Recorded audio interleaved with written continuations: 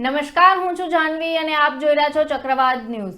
તો આજના સમાચારમાં વાત કરીએ તો સુનિતા વિલિયમ્સ છેલ્લા ઘણા મહિનાઓથી અંતરિક્ષમાં ફસાયેલા છે। આ દરમિયાન નાસાએ એક એમનો શાનદાર વિડીયો શેર કર્યો છે, જેમાં તેઓ સ્પેસ વોક કરતા જોવા મળી રહ્યા છે।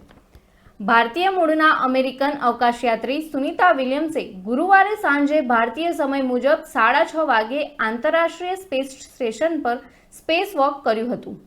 આ દરમિયાન તેમના સાથી અવકાશયાત્રી નિક હેગ પણ એમની સાથે હતા।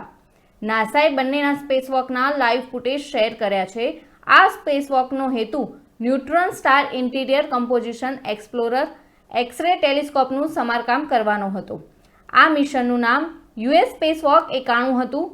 સુનિતા વિલિયમ્સે તેમની કારકિર્દીમાં 8મી વખત સ્પેસવોક કરી રેકોર્ડ બનાવી દીધો હતો, જ્યારે હેગે 4થી વખત સ્પેસવોક કર્યું। આ સ્પેસવોક લગભગ 6.5 કલાક સુધી ચાલ્યું હતું।